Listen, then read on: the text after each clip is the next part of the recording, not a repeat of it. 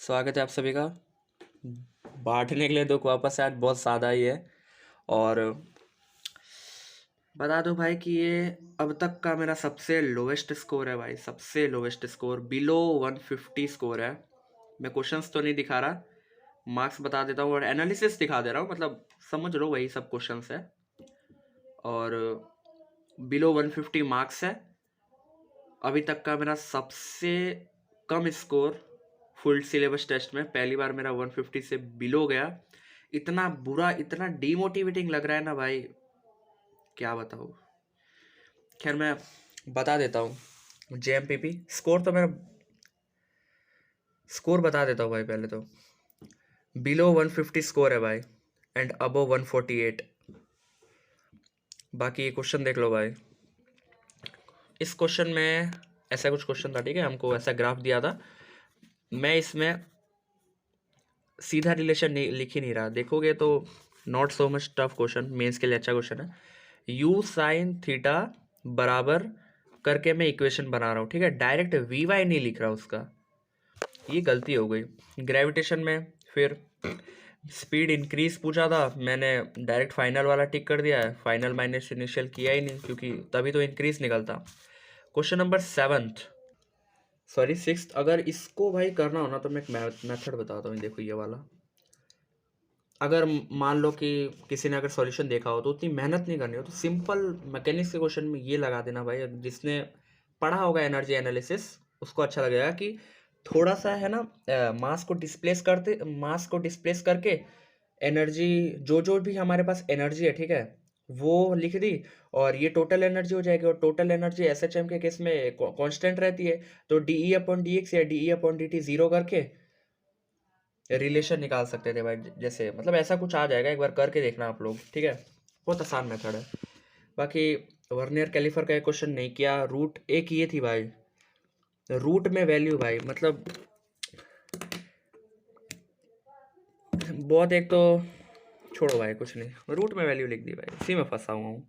एक तो ये क्वेश्चन, क्वेश्चन नंबर 18, यहाँ पे आइडियल गैस है एडियाबेटिक कांस्टेंट गामा, ठीक है। इतना पढ़ते ही मेरे दिमाग में एडियाबेटिक प्रोसेस चलने लगा, Q इज इक्वल टू 0 फलाना टिकाड़ा जो भी है, ठीक है। सम प्रोसेस आगे लिखा हुआ था, वो देखा ही नहीं, बाद में देख रहा हूँ भाई ये 2 टर्म वाला आंसर कैसे आ रहा है, ठीक है। और ऐसे ही मतलब नहीं हुआ है, क्वेश्चन अटेम्प्ट ही नहीं किया। आफ्टर ऑल भाई मुझको इन सब पे ध्यान देना है। मेरे को जो लगा इन सब की वजह से मेरा क्वेश्चन अटक जा रहा है। केमिस्ट्री में भाई गलती हो गई एक कि FeC2O का एन फैक्टर मैंने 1 लिख दिया, ठीक है, नॉलेज गैप होता 3 है। बाकी एक पीरियोडिसिटी का क्वेश्चन नहीं आया मुझको, रिवाइज नहीं था, एक इलेक्ट्रॉन गेन एंथैल्पी का क्वेश्चन था। क्वेश्चन नंबर 11 है, 71 नहीं है, 11 है क्वेश्चन नंबर। इसमें केमिस्ट्री का क्वेश्चन नंबर 11, ठीक है। इसमें मैं यहाँ पे फंसा भाई, रिमा टाइमन भूल गया भाई, रिमा टाइमन भूल गया। यहाँ पे एक और same question number I think 19 में कैनिजारो भूल गया, पता नहीं क्या हो रहा है। क्वेश्चन नंबर 13 में विच विल गिव इथाइलिन, ठीक है, तो इसमें मैंने ये मार्क कर दिया था, एक्चुअल आंसर ये। मैं भावनाओं में बह जाता हूँ यार बहुत। वेकर्स प्रोसेस तो यार मुझे पता ही नहीं था, उस पर क्वेश्चन आया था वेकर्स प्रोसेस।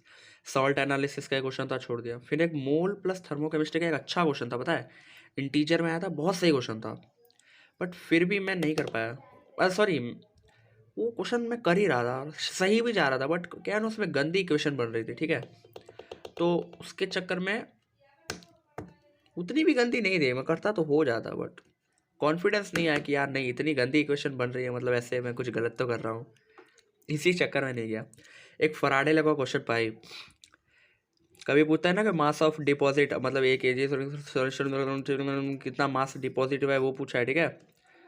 तो उसमें भाई ये पता रखना होता है कि उसमें Ag का मास डिपॉजिट होता है, मैं कैलकुलेशन AgNO3 के मास को लेके कर रहा हूँ, तभी गलत हो रहा है। फिर एक ये स्टीरियो आइसोमर में भाई मैं ये वाला कायरल सेंटर भूल गया, इसके चक्कर में -5 खाना पड़ा। फिर एक ये, इससे बनता क्या है यार वो मुझको पता ही नहीं भाई, ये NH4SH क्या करता है। यही कुछ दुख है भाई जीवन के। 148 से अब और 150 से बिलो मार्क्स। कुछ कहना तो भाई कमेंट में बता देना भाई मुझको, really I need your motivation भाई। मेरा इस मार्क्स को देखने के बाद इतना बुरा लग रहा है ना भाई, क्या बताओ। मैंने पढ़ा, ठीक है, मैंने रिवीजन किया और एक गलती कर दी उसमें। रिवीजन मैंने उसका किया जो ज़्यादा अच्छे हैं, जैसे अपना इलेक्ट्रोडायनेमिक्स, मैकेनिक्स, वेव्स, इन सब का क्वेश्चन किया, मतलब इन सब का मैंने पढ़ा, ठीक है। Thermodynamics, nuclear physics, modern physics, इनका रिवीजन नहीं हुआ।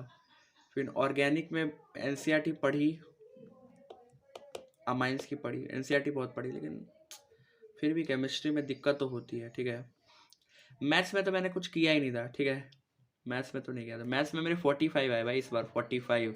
इसमें मैथ्स में भी थोड़े मार्क्स मेरे डाउन चले गए। फिजिक्स में तो गंदे मार्क्स चले गए भाई, 57। कोई नहीं बोल के निकल भी नहीं सकता भाई, इतना बेकार मार्क्स।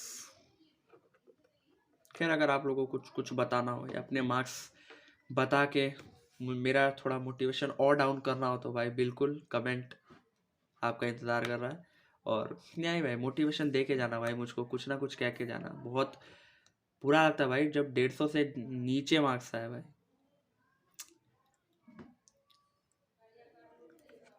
चलो भाई, बताने के लिए इतना ही था, मिलते हैं हम नेक्स्ट वीडियो में।